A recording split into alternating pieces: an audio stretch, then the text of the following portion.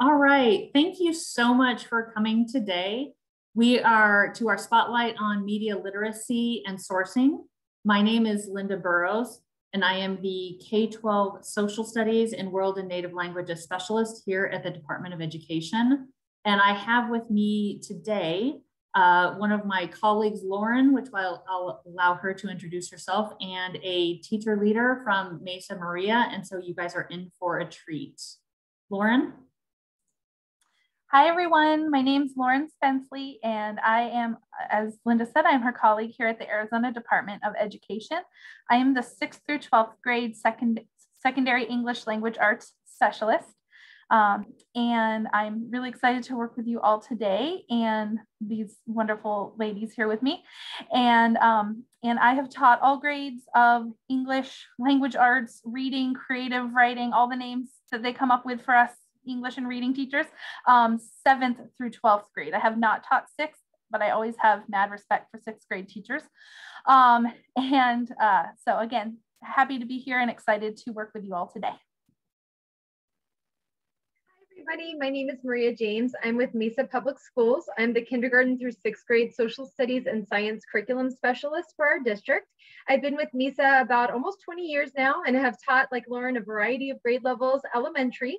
So I'm more of the elementary person, kindergarten, all the way to 5th grade. I also did not get to teach 6th grade, but again, kudos to those 6th grade teachers. And then had the privilege to be a title specialist, and now I'm in my current role. So welcome everyone. It's so good to have you in class today.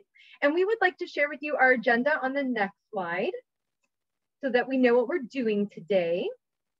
Okay, so today we have 3 goals. First, we're going to start with examining what media literacy is and why it belongs in all content areas. Then we're going to move on to examine what the best practices are for teaching media literacy. And we have a lot of model lessons to share with you, so that'll be exciting. And then third, we're going to review and work with media literacy resources to use in your classrooms. And you will get all of the things that you see in our presentation, they'll be emailed to you. So the links and the different resources you will get access to within the next few days. Okay, so why don't we go ahead and get started on our very first section. So first, we're going to take a look and a deep dive into what is media literacy. We're going to start with defining it and then defining other terms that help us to understand what media literacy is. So let's start with a question, and you can go ahead and move to our next slide. Okay, I have a question for everybody. I want you to think about the answer to this. How many hours do you think that students spend consuming media each day? How many hours per day? Please in the chat, go ahead and type in your answers there. And I see them coming up. Good, I see them coming up there. How many hours a day do you think students spend consuming media? Wow, you guys are pretty much right on. Look at that. I see lots of 8, 9s, 10s, 7s, multiple hours, 9. Wow, great work there. I would have actually guessed a little lower, but you guys are right on. You're very in tune with your students. Okay, so let's see what the actual number is, Lauren. 10 hours and 45 minutes a day that students are consuming media. So you guys are very in tune and in touch with your students. Yes, that does not mean that they spend 10 hours online. I know, I agree that that's crazy. But it does mean, you know, when we're driving in the car, we're passing by billboards. When they're playing video games, advertisements might come up.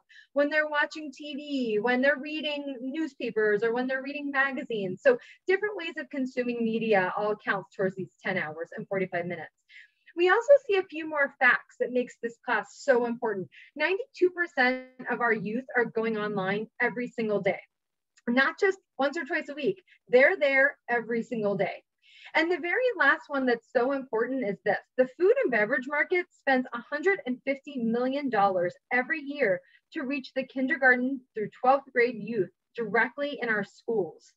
So our students are a very hot commodity for them to be able to reach. And we really want to make sure that these students understand how to see if a website or an article or something that they're reading or researching is credible and valid, and so that they don't mistake it for something that it's not. And so we really want to show you that today on why it's so important to learn about media literacy starting in the kindergarten grades.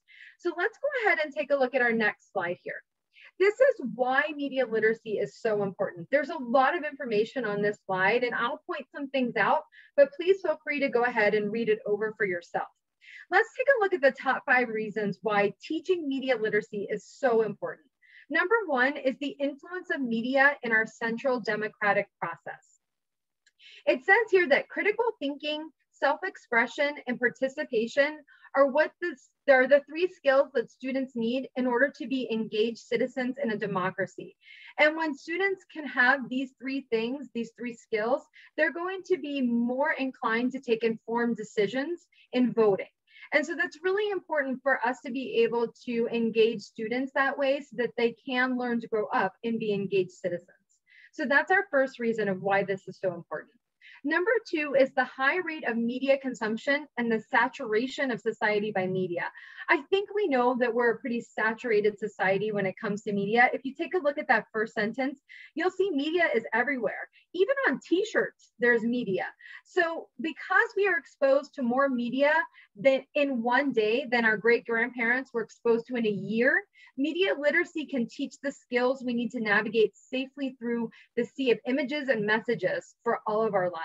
So because we're so exposed to this, we really need to show our students how to navigate this sea. Okay, and number 3, the media's influence on shaping perceptions, beliefs, and attitudes. I know a lot of times, we like to think all of that comes from the home or maybe from school or maybe from our family values. But because they're so consumed with media, it's important to understand that media experiences exert a significant impact on the way we understand, interpret, and act on our world. It's really important. Media education can help us separate from our dependencies on them. That's even more important. So I think that number 3 is a super important message there. Number 4, the increasing importance of visual communication and information. If you think about it, we have a lot of access to pictures and videos that we've never had before.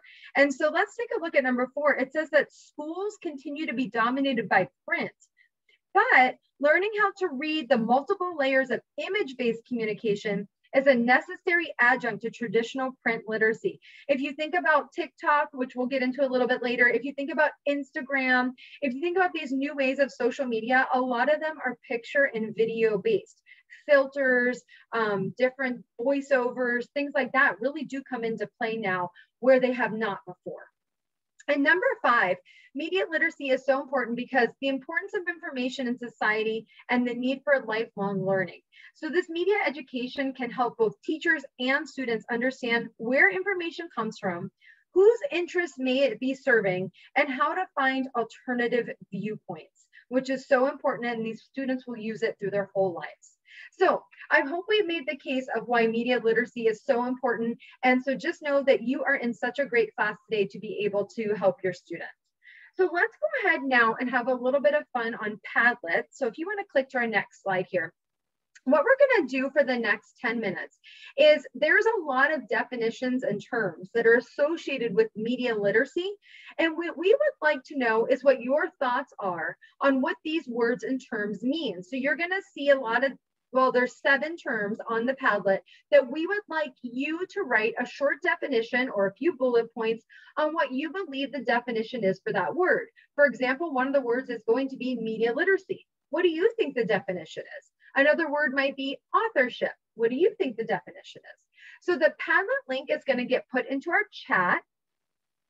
It is in there now. It's in there. Thank you. Yep. And if you would please click on that link and it will take you directly to your Padlet.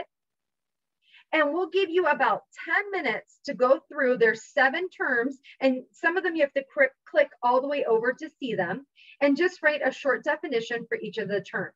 If you're all set and good and you are familiar with Padlet and are on a roll, please feel free to go ahead and start doing that. If you need any help, then you can stay with us and we'll try to help you through getting onto Padlet.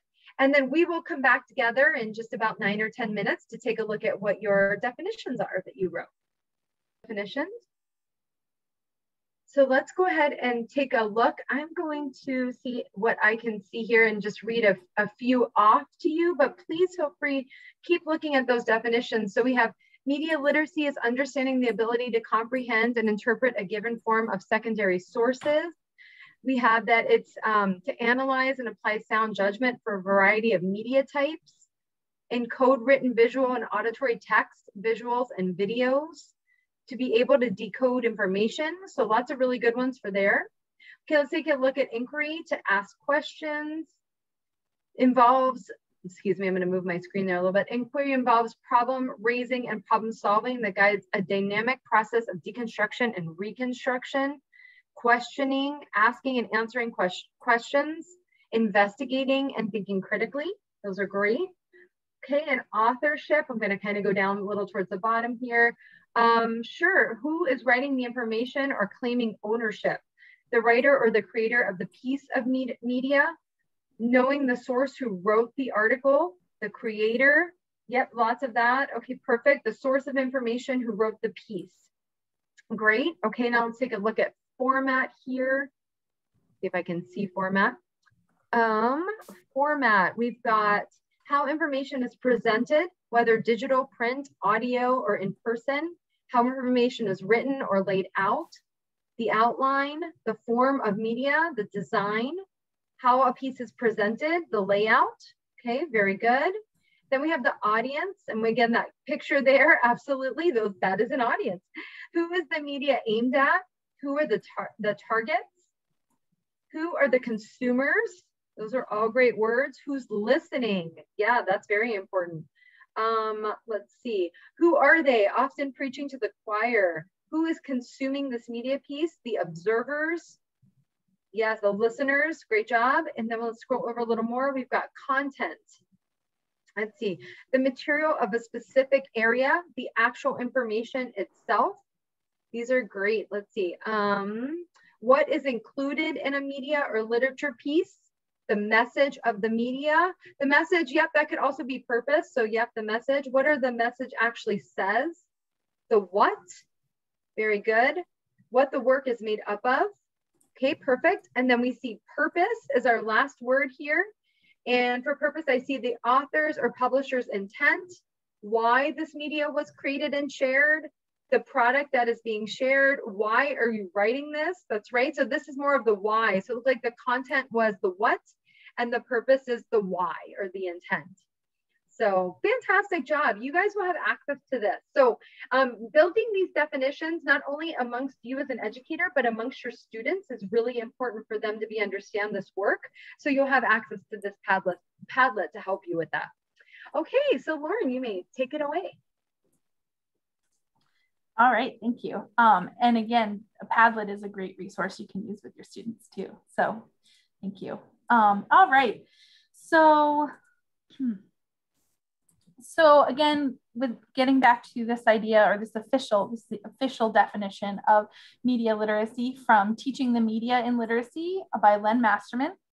And so what we have is that it provides a framework to access, analyze, evaluate, create, and act using all forms of media.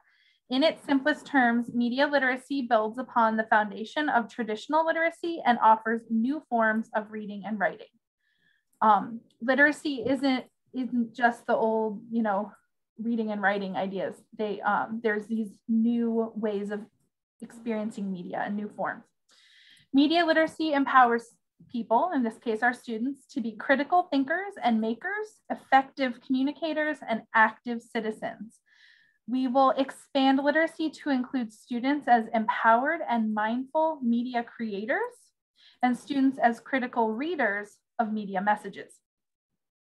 Media literacy builds an understanding of the role of media in society, as well as essential skills of inquiry and self-expression necessary for citizens of a democracy. So again, that idea of students being empowered as creators and as readers, critical readers. So with this list here, and you'll have access to this when we send out the slides and everything, but these are some of the things. If you look at 19th to 20th century learning, it was about content mastery, but 21st century learning is about process skills. So for example, in the 19th, 20th century, you had limited access to knowledge and information. It was primarily through print. If your little village didn't get a newspaper for a couple months, then you didn't know what was going on in the world. Even into the 20th century, you were maybe getting your newsreels when you went to the movies, things like that.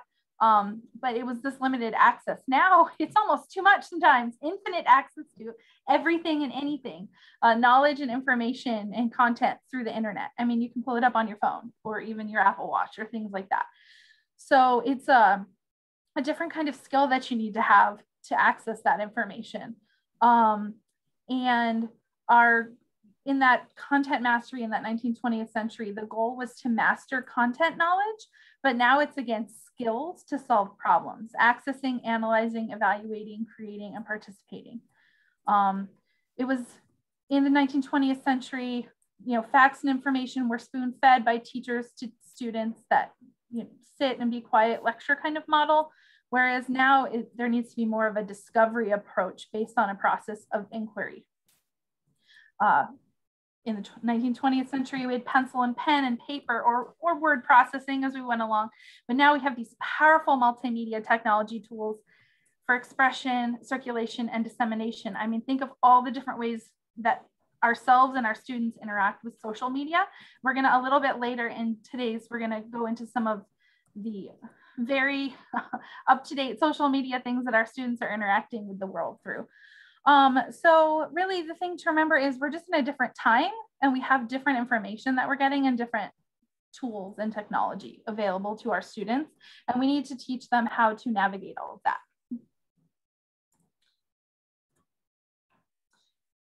So the core principles of media literacy, we've got 6 core principles here. And so media literacy education requires active inquiry and critical thinking about the messages we receive and create. Again, that active is very important. Media literacy education expands the concept of literacy to include all forms of media. So not just reading and writing, but all the different ways that we interact with media. Builds and reinforces skills for learners of all ages. Like print literacy, those skills necessitate integrated, interactive, and repeated practice.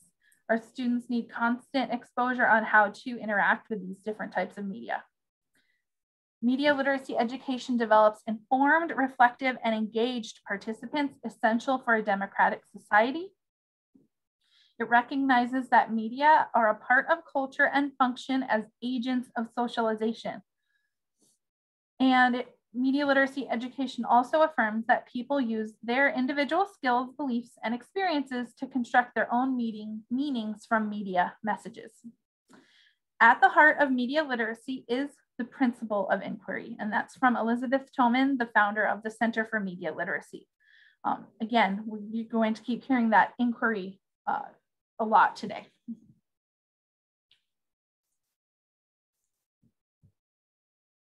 All right, and this is the 5 key concepts of media literacy. And again, this is from the Center for Media Literacy.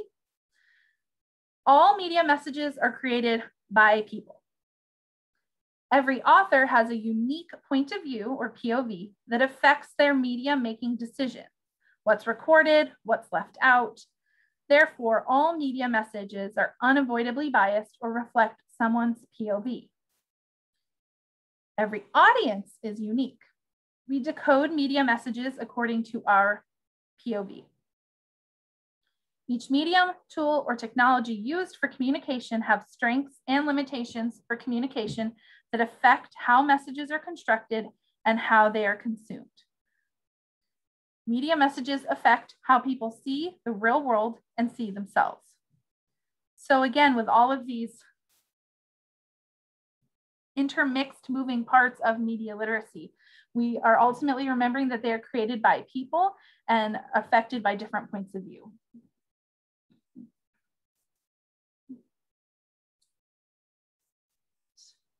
And so some essential questions for you to think about as you're navigating how to teach this with your students. These are some questions for yourselves. Am I trying to tell the students what the message is, or am I giving students the skills to determine what they think the messages might be? These would be really good questions to ask yourself at the end of a lesson that you've given or a lesson that you're planning. Again, am I giving it to them, or am I giving them the skills so that they can figure out what the message is themselves? Second set of questions. Have I let students know that I am open to accepting their interpretations as long as it is substantiated? Or have I conveyed the message that my interpretation is the only correct view? So again, this is the difference between kind of that old model of the classroom versus that discovery inquiry approach. Are you letting them know that they can give their own interpretations with evidence? Or are you conveying that there's only one correct answer? And at the end of the lesson, are students likely to be more analytical or more cynical? So again, these are reflective questions that you can ask yourself as you are planning media literacy related lessons.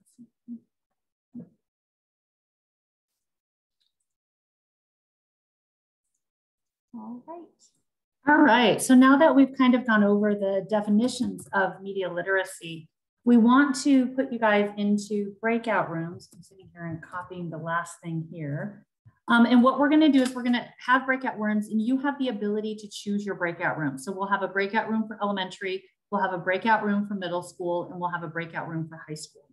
We will then, in fact, I'm putting them right now so you can have it. There are different links there. So you've got one link to get into a new Padlet that you have access to. And in this Padlet, you will find it will have all of the resources for you guys. But we really actually, now that I'm thinking about it, we're not using the Padlet right now. So what we are going to do is put you in breakout rooms. What I'd like for you to do is go get either the social studies or the ELA standards for the grade that you teach. And then you are going to look at those standards and determine if you have where media literacy is found in those standards. And then we have a Jamboard that has a page for elementary, a page for middle school, and a page for high school. And how you navigate a Jamboard is up at the top, you will see that there's a white rectangle that has like a 1/3. If you arrow over, you will see then the middle school one. And if you arrow over, you can see the high school one. So just go to whichever grade band that you're going to go into for the breakout rooms. And we are going to give you 10 minutes. So actually just ignore the Padlet part of it. That we'll do later. So we're just going to use the Jamboard and the standards right now. So find the standards. We're going to open up the breakout rooms. We're going to take 10 minutes to identify the standards and find out. And then what you can do is on the left-hand side there, about the fourth one down is a sticky note. You click on that, and that's where you can type in like, oh, here are standards for ELA in this. And then you just click save and you can post it onto that page. And then I'm going to go ahead and open up the rooms now. And so you have the ability to choose which room you like to go to. I'm going to pause the recording. So can you share the, whoops. All right. Can you advance it to the next slide? Of course. For me? Mm-hmm.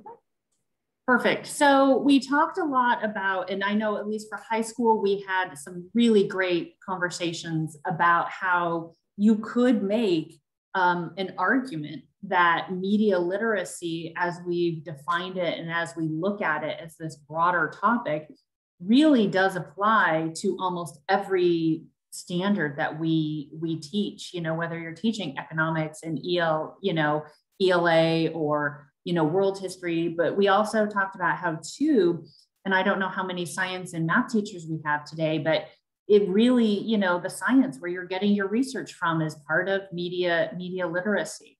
So let's go a little bit further here. And we're going to go into now kind of the inquiry process as we examine the media literacy. So it starts off with activating our mind, right? With our students' minds. We want them to do analysis of everything they are consuming and what they're looking at. We want them to break it down and deconstruct things, decode things as far as looking at maybe tips and tricks that they may find, and also really looking at their reading, right? We want kids to read and read often and read widely, all different kinds of media. And that's part of that inquiry process and part of that activation of their mind. We then want them to express their views, right? And this is where we now become producers of media as they construct things, as they create media, as they write. So there's a responsibility on both ends as consumers and producers. And then when they are participating in their world, they are aware, they're observant, they're engaged, and they also have some kind of reflection and then acting upon that, moving further. Let's go to the next slide, please. So we start with deconstruction. And so this is really, we've got what main questions here, but then we also have some adapted questions for young children, right? And there are really 5 questions when we are deconstructing a piece of media. For example, we're looking at who created this message, what creative techniques were used to attract their attention, how might different people understand this message differently? And again, that gets into the multiple perspectives, which is such a big part of our standards from, K through 12. And also looking at the values and lifestyles and points of views that are represented in a message, and also what is omitted from the message. And I think that's a really important thing to look at when, we would look at certain pictures and images, especially, in elementary school when we're talking with emergent readers, or honestly, I would use pictures and images a lot with my high school kids that had very low reading levels. And it's also this idea, well, what's not in the picture? What is missing from this piece of media that's included in that? And then why is the message being sent? Next slide. And so when we have our kids then be producers, right, we want to have them asking questions exactly looking at what is it that I'm authoring? Why does this message, does it reflect my understanding? Is it creativity? What kind of technology am I using? This is where like the format can be really important. Also, we want kids to think about, is their message engaging and compelling? You're doing something with a specific purpose, and if it's boring or bland, you're not going to get your message across. So it's really important to take that time as a producer of media to make sure that you're making it engaging and doing that with your kids. And then you are with their audience, excuse me. And then have I clearly and consistently framed those values and lifestyles and points of view for the content that I'm trying to get across? And purposely, is my communication, have I been very purposeful in what I have communicated effectively? And so now I'm going to turn it over to Maria, and we're going to practice going through being consumers of media with you. And so this is now where we are going to use the Padlet. So I will post that link back into the chat.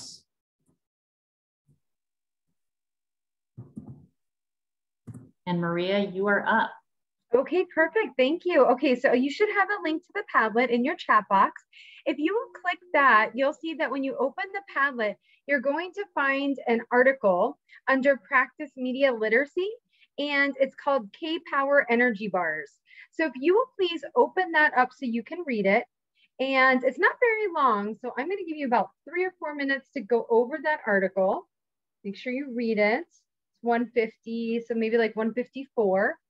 And then after you've read that, we're going to come back and we're going to go through a practice and ask some questions about the article. So go ahead and do that, and we'll give you 3 or 4 minutes to read it over. You know what, Maria? Yeah. What do you think about just taking like a 5-minute break, because it's almost halfway? And so read the article. Let me pause it here. Yeah. Okay. All right, perfect. Okay, so hopefully everyone got to read our article, K-Power Energy Bars.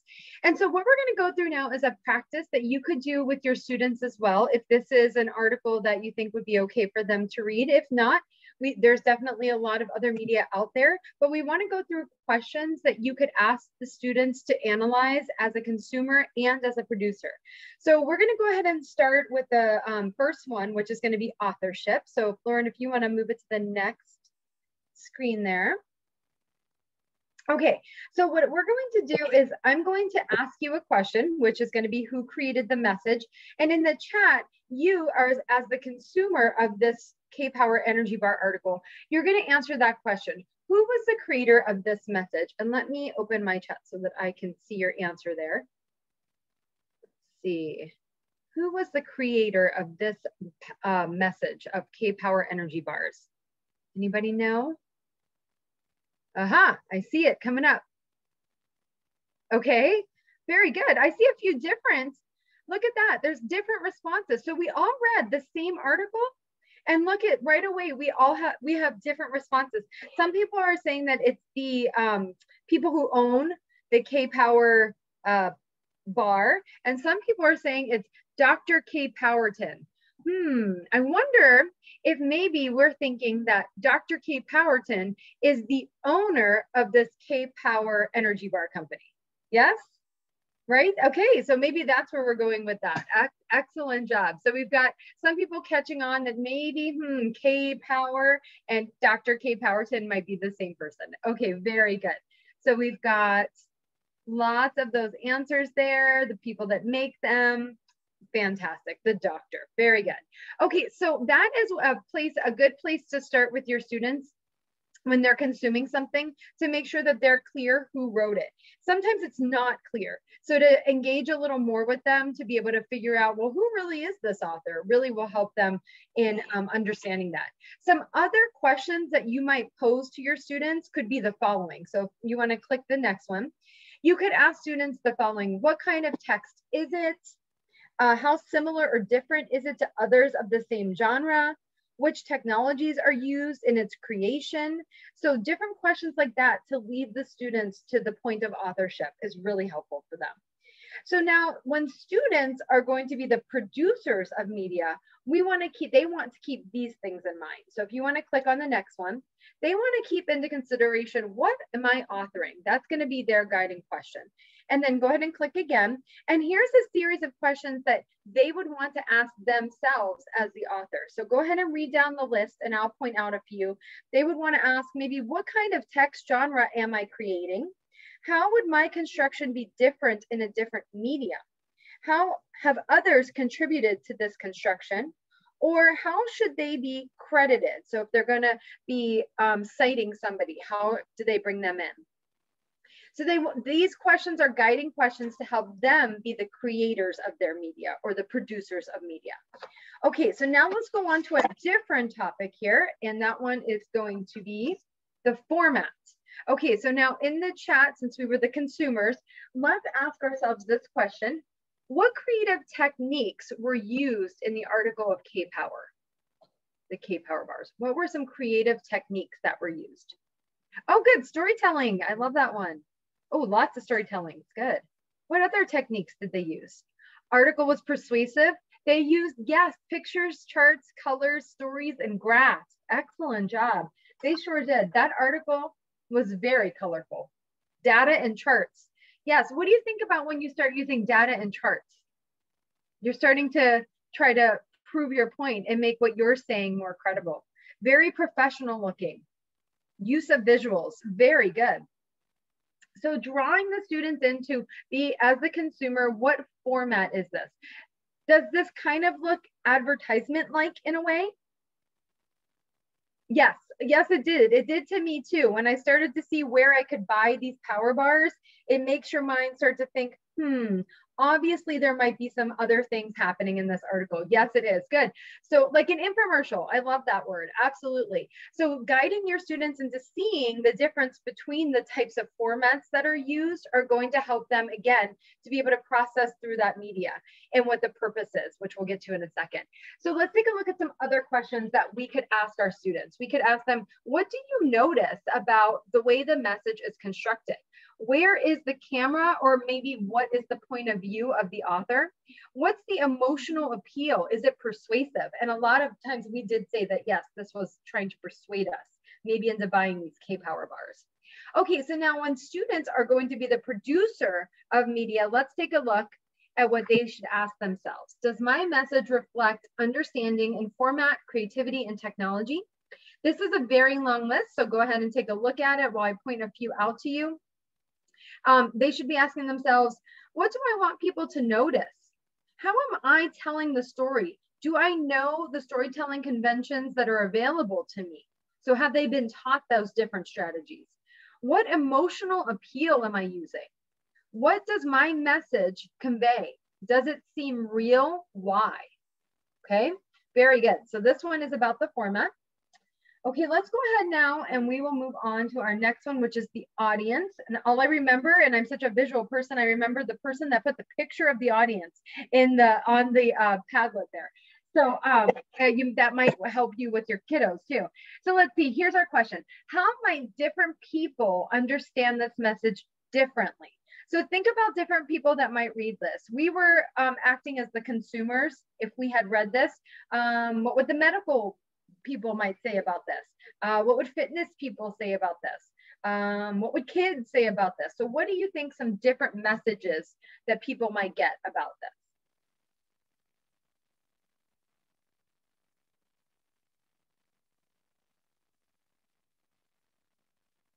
Let's see.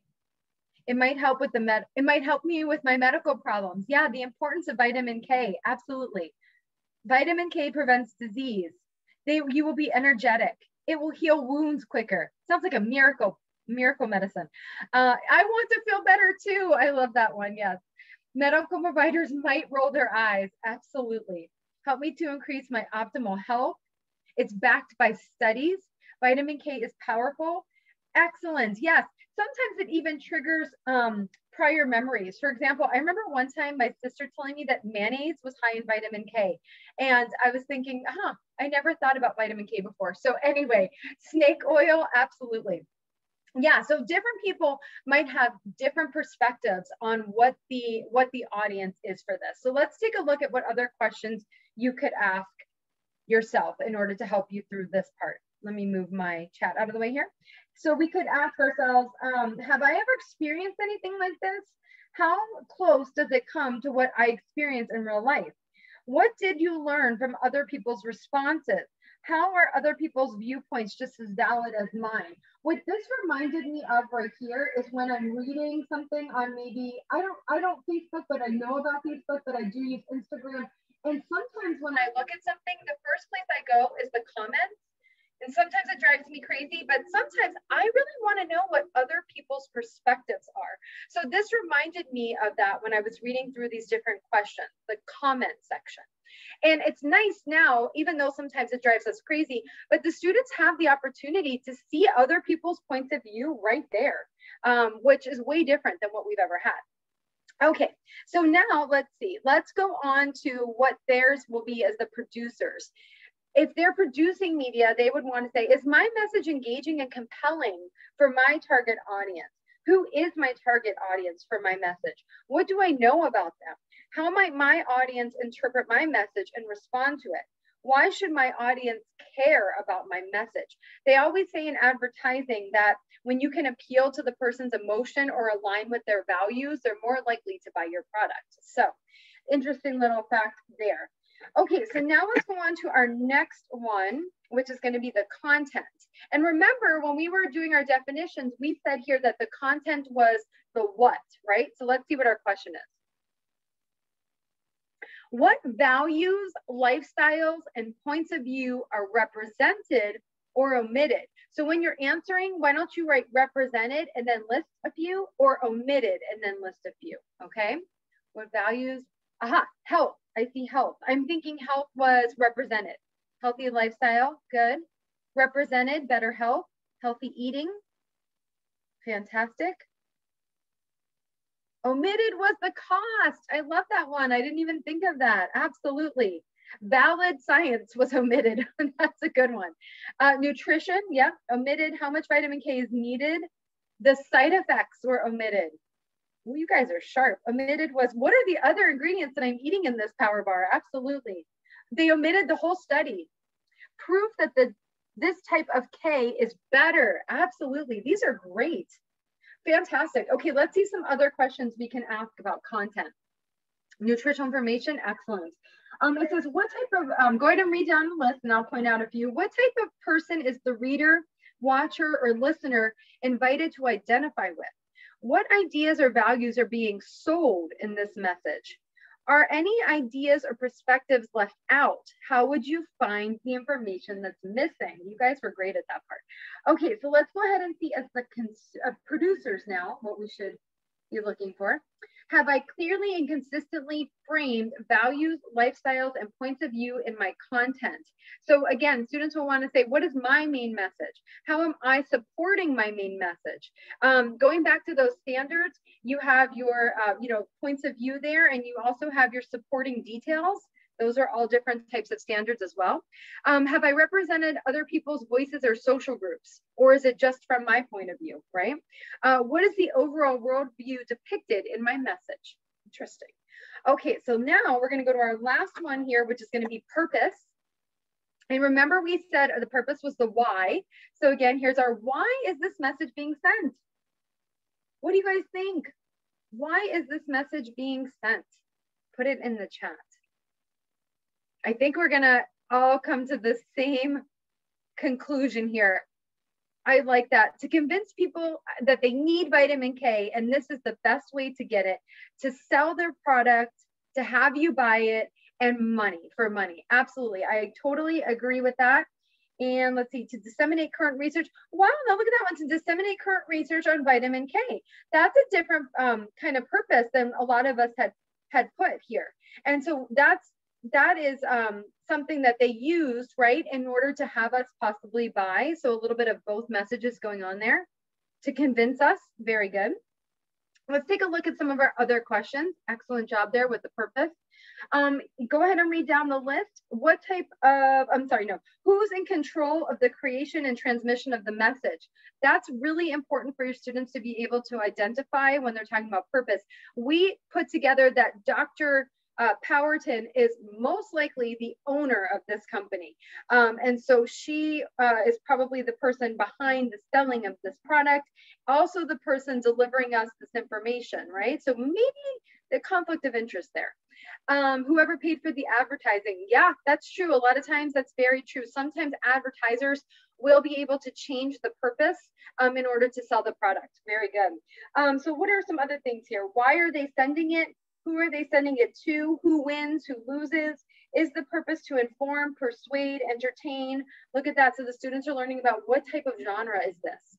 Okay, so now let's look at theirs when they're being the producers. Have I communicated my purpose effectively? What was my intent? Am I primarily entertaining, persuading? Again, getting the students to see through those different lenses with author's purpose is a great job and a great way to link it to standards. Do I want my audience to feel, think, or do anything? Have I considered ethical, social, and or legal constraints? Interesting. Okay, so this is, I'm gonna stop here with our little activity here, but I hope you were able to tell that through these guiding questions in analyzing our article that we read, we're able to really get at all of the different things as far as media literacy, the purpose, the authorship, the content, and guiding our students through that and letting them come to those answers on their own, and then having the support of us to be able to help them through some of those. And then in turn, having them start to produce it is another great way to show them, well, once you do it, I feel like you're able to then see it in other things. So I think that's where they're going to deepen their knowledge and understanding of that. Okay, I'm gonna turn it over to Lauren. She's gonna talk to you some more about some more questions that you can ask for your students. Yes, so there's some more extended questions you could ask your students as you're having them look at different types of media. And you could think about it in the terms of that K-Power article or anything that you would do with your students. What makes this message seem realistic or unrealistic? I'm just thinking of, just something that I'm thinking of, and I'm sure we've all been there, is those ASPCA ads with like the Sarah McLachlan song and the sad puppies and all of that. That was always a great one to look at with students. And really getting them to think about, okay, how are they messing with their emotions here? And what about this could be realistic or unrealistic? Second, another question you could ask is, how does this message fit with your lived experience of the world? So your students thinking about their own background knowledge, that they have. And that's really important. And that's important for our ELA world as well, literacy in general. Reminding them that their background knowledge counts just as much as what they're learning in school. What they've lived is just as important. So that's a really good question to ask that. What social or ideological messages are a part of the message's subtext? So thinking about the social set or the social cultural norms of the society that we're in, what is built into that message of that piece of media? Another question, what kinds of behaviors and what kinds of consequences are depicted? So again, especially with something like that, nutrition bar or medicines or things like that, advertisements for that. What kinds of behaviors and consequences are depicted for that? And then another really important question, and a really good way to get your students thinking, what's missing? What's omitted from this message? What are we not being told? What side is not being represented? And then finally, whose point of view is represented? So again, we told you there's that idea of there's always going to be a little bit of bias in every piece of media because it's made by people who have different points of view.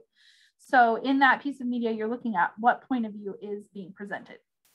One thing real quick, Lauren, before we move on, a question that I've been meaning to add in as well is, what do other people say about that particular one? So where you're learning how to read horizontally rather than vertically, that concept, where you check and see, well, what do other people say about power bars or other research on vitamin K, opening up new browsers to find out what others say about that topic or concept.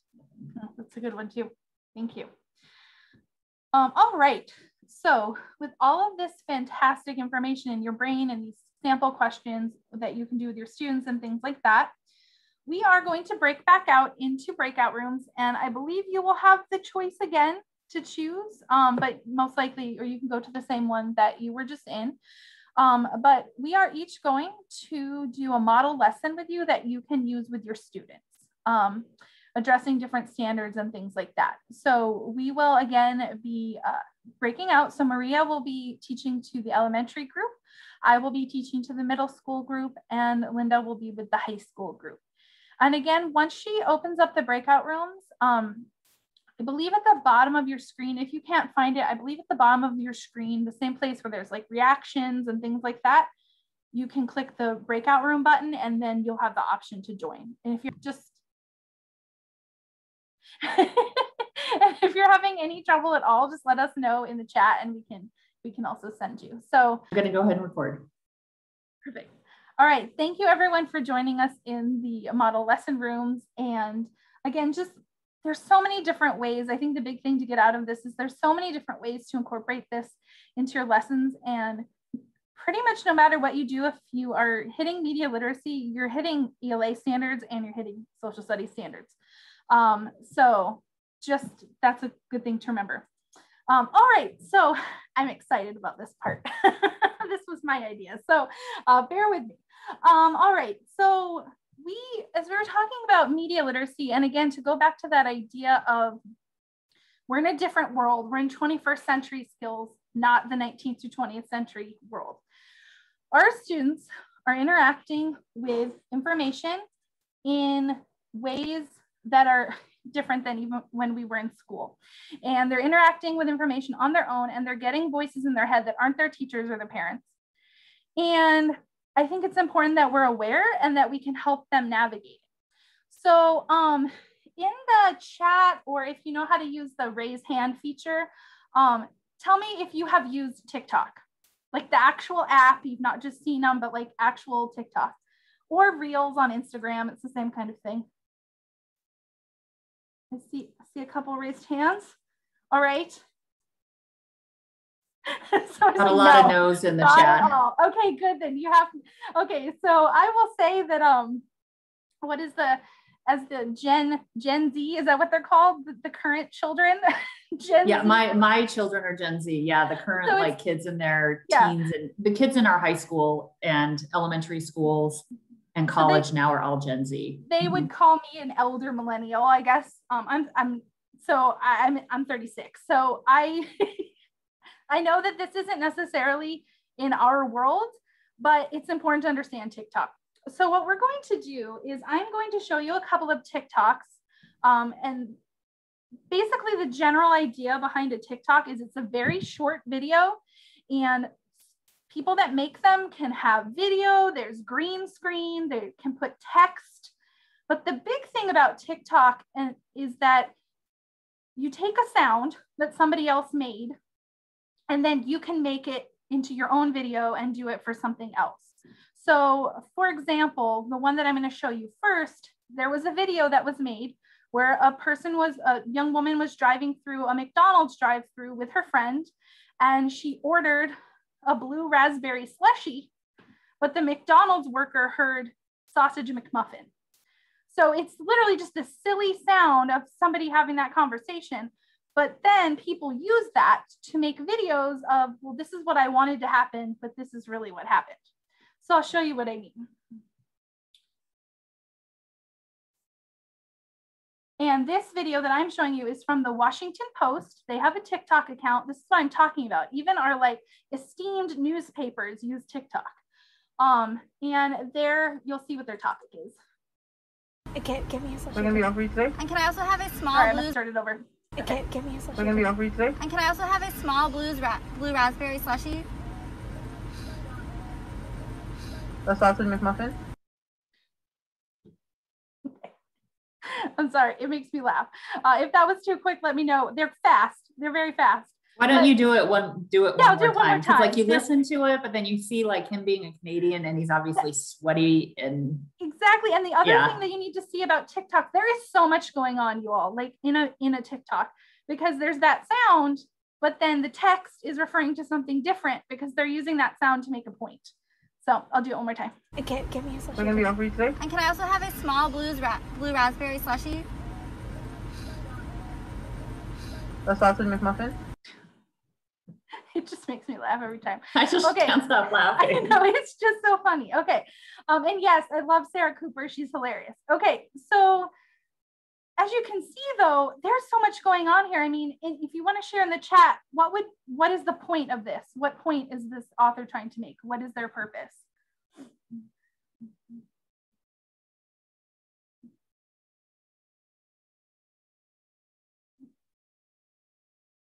Or what do you think the purpose is they're trying to get across? Yeah. Yeah, it said making news relevant, that it was hot in Canada. You can't always get what you want. That's true. Canadians don't like the heat. Climate change. And the newspaper's trying to be cool. That's true. That's definitely something they're giving across.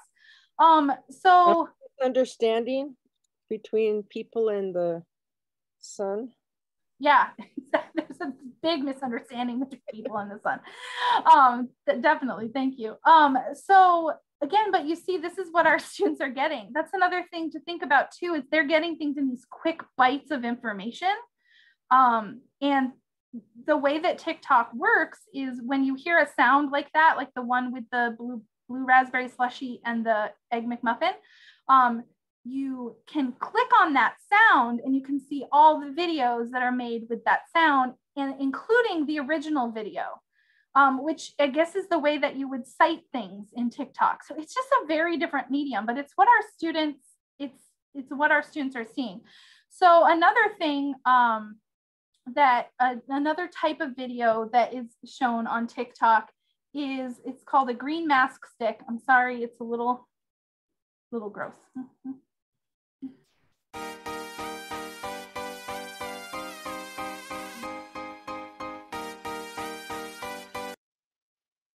All right, I'll show you one more time because it's quick.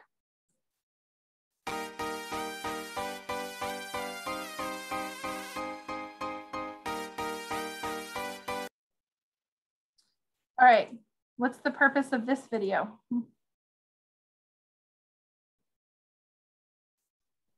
Sell something. Yeah, exactly. Sell a product. And it is so fake. I think you guys could probably tell that. I saw it myself and I was like, what is this? And there's debunking videos. It's like, sure, yeah, I can show you again. Just a moment.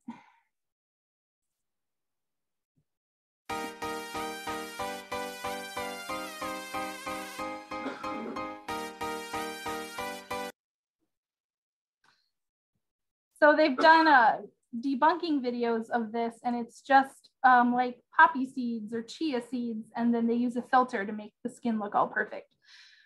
But if you're a young person on TikTok and you don't have your media literacy skills and you're not asking those questions, you might go waste your money on buying this because it doesn't show that debunking side of things. You're just seeing this fake video. So I think the big thing we wanted to remind you about, and the question that I have, and you can go ahead and answer that question at this time, is think about what questions you would ask your students to help them analyze the purpose of these videos. So what kind of questions would you ask your students if you were having them analyze TikTok?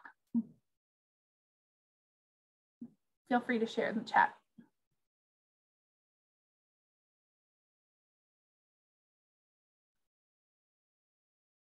Yes, Kimberly, I've seen those too. They're so funny. Just those debunking videos, thank goodness. Very good questions. Yes, Farah and Hannah, those are important.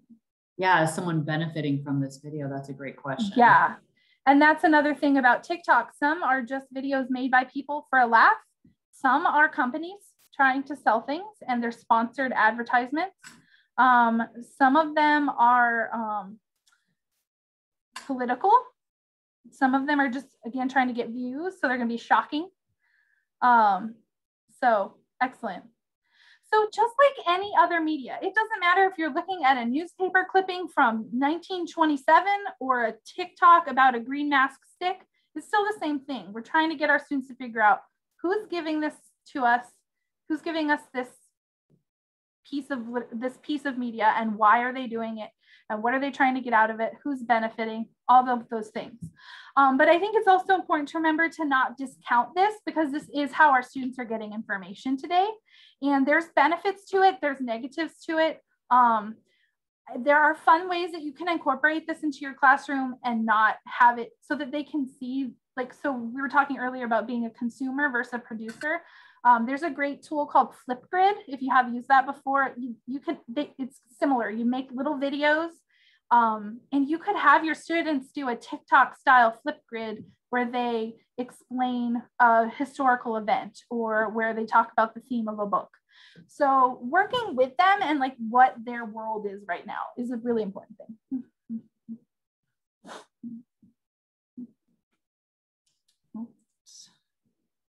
I think that's when we look at this again as a Gen Xer who does not have a TikTok account and does not have an Instagram or anything like that. I don't understand it. I don't get it.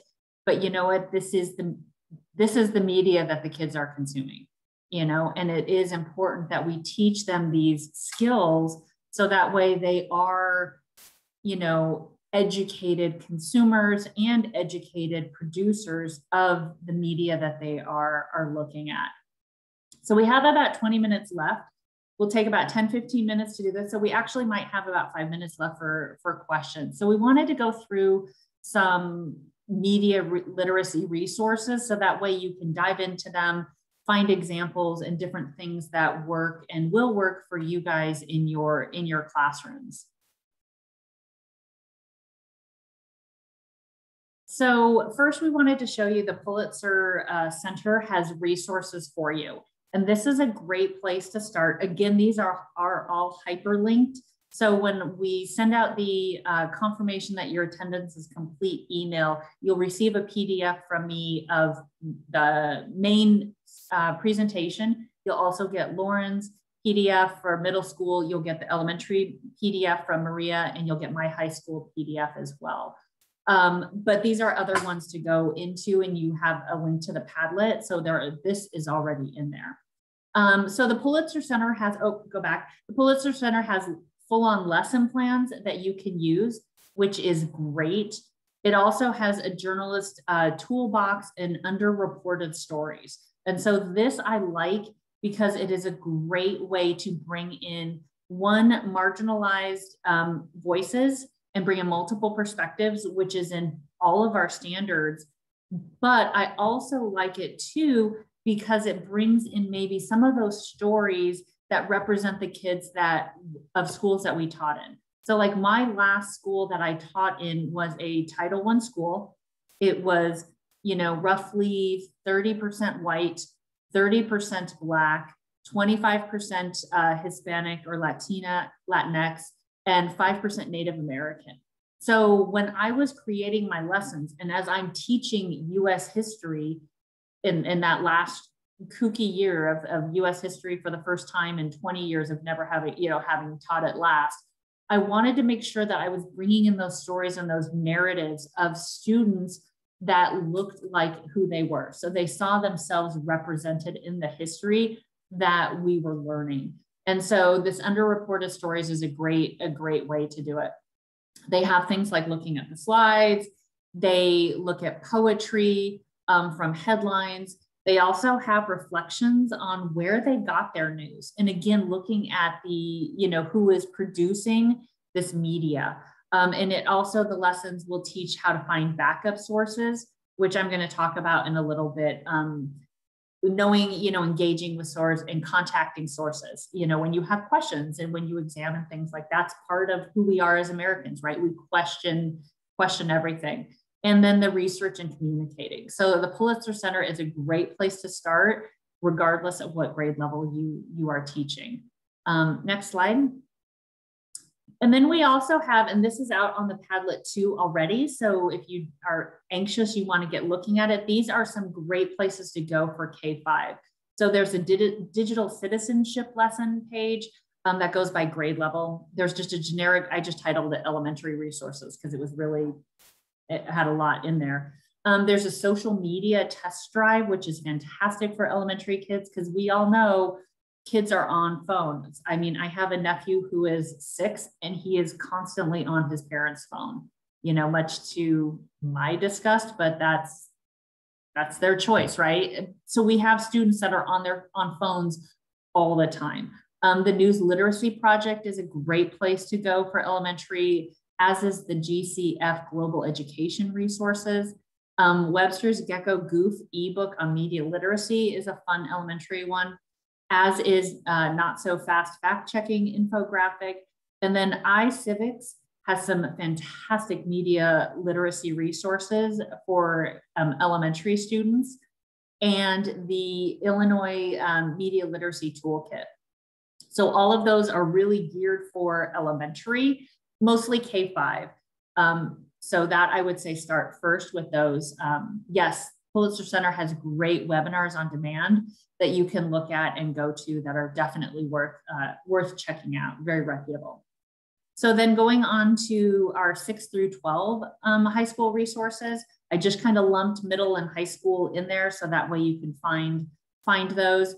The Center for Media Literacy also is where we pulled a lot of our research from this. And in fact, on that Padlet, I have their 68-page report if you need some reading to do. It's a great thing. The Center for News Literacy has some. Common Sense Education is a good one to look at, as well as the CRAP test, which is just fun to say, so kids think it's hilarious.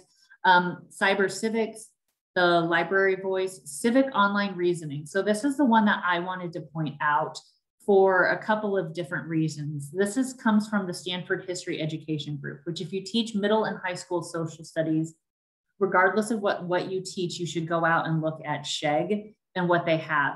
They have now created this Civic Online Reasoning, which is a great resource to use.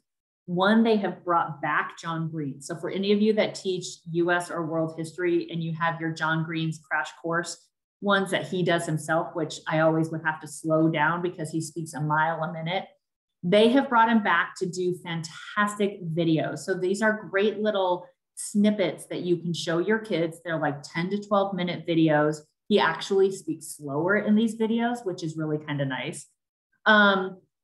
But the whole point of Civic Online Reasoning, they have lots of lessons in there, and I've gone through them. They are wonderful, wonderful lessons. But the whole premise of the core is that we're teaching kids to read vertically, not horizontally.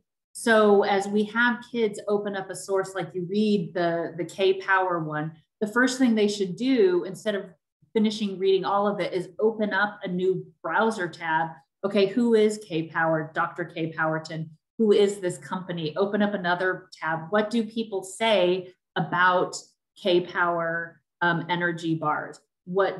Open up another tab. What is the latest research on vitamin K in your diet? And so what you do is you instantly start almost having your students become their own fact checkers of all the media that they're consuming.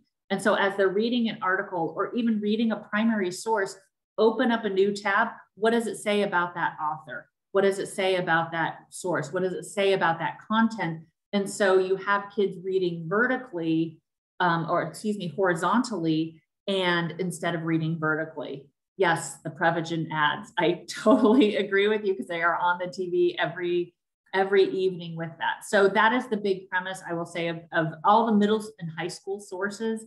The civic online reasoning would be my number one go-to, because they're great skills to teach our kids to be smart consumers and then ultimately smart producers of that.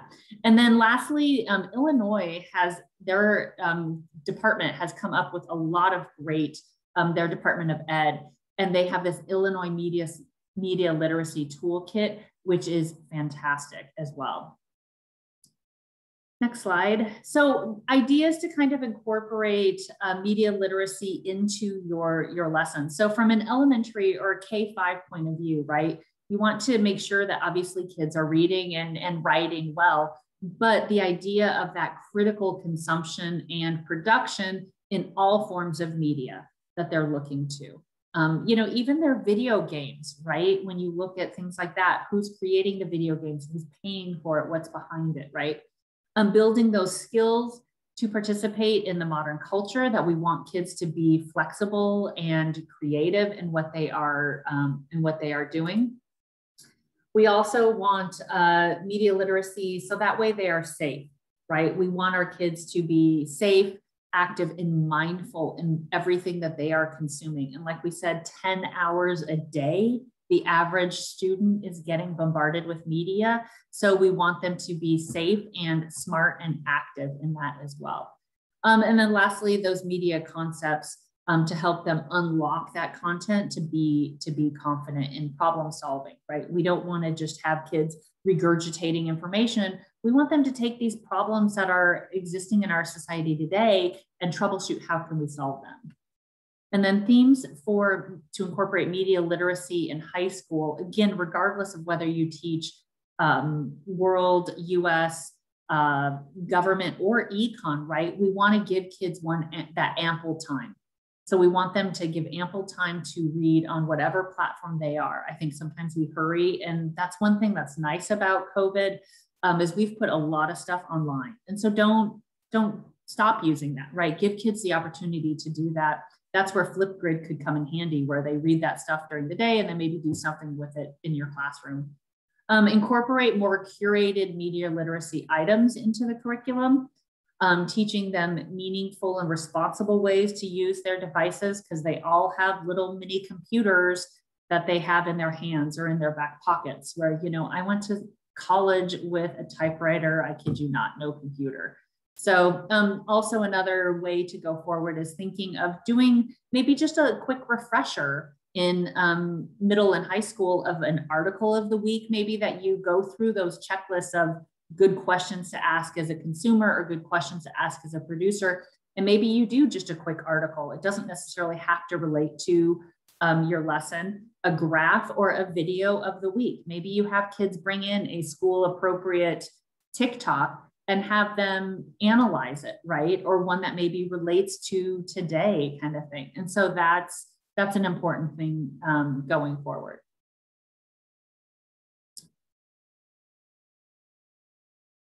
And then some last just kind of quick methods to remember. One, we want kids to be able to recognize fake news, right? Like that TikTok video with the green stick looks like it could, it's fake, right? We want kids to understand that and recognize what is a reputable news source, what isn't, what is a good primary source, and maybe what should be questioned, right? Using multiple sources and using those diverse perspectives are key. Lauren has some amazing webinars that she's done on diverse perspectives. we also are starting to plan on how to mirror ELA and social studies at a secondary level, and bringing in sources and narratives that mirror the kids that you are teaching. But also keep in mind too, if you teach in a more affluent school, or if you are teaching in a school that is predominantly white, it's just as important for you to bring in those multiple perspectives and narratives of students, because we all don't look at things in the same way. So that's really important. Gauging tone and language, questioning numbers and figures, right? That's where checking out other research is going to be huge. Understanding the images in the brain, like what are the messages that are being sent? How are they trying to tempt me to buy this? And having kids develop those, multimedia skills, recognizing bias, looking at the source, who is this person? And even for old historical documents, right? If we look at Odolato Equiano's idea of slavery, right? Okay, so who was Equiano? Who was he? How did his experience shape what he wrote about slavery? And that would be great in a 6th grade class. It would be great in a 7th grade class. It'd be great in, world and US history, right? And then also, as we do go out there and we post things on the media, that we as educators need to be responsible producers of what we are producing as well for our kids, and making sure we are curating lots of information and being responsible creators. And then last, media, this is just an article for you. It's a great article that I found important, basically talking about why media literacy is not an option for us as educators. But the nice thing too with this is that also this article has short clips that can be used in the classroom. And so that would be a great option for you, that you could maybe download or excerpt those clips on why media literacy is important. And yes, just another shout out for Lauren's diverse texts, is a great webinar to see, and also bring in some of that into your classrooms. All right, and with that, I think that's all we have planned. So we've got about 5 minutes for questions, which is perfect. Here is all of our content information. So my email is linda.burrows@azed.gov. Lauren's is lauren.spenceley@azed.gov. And Maria is majames@mpsaz.org. Real quick, for attendance purposes, if you don't want to stay for questions, I would need for you to type in your first and last name as you registered into the system. And I'm going to stop recording and we can ask questions.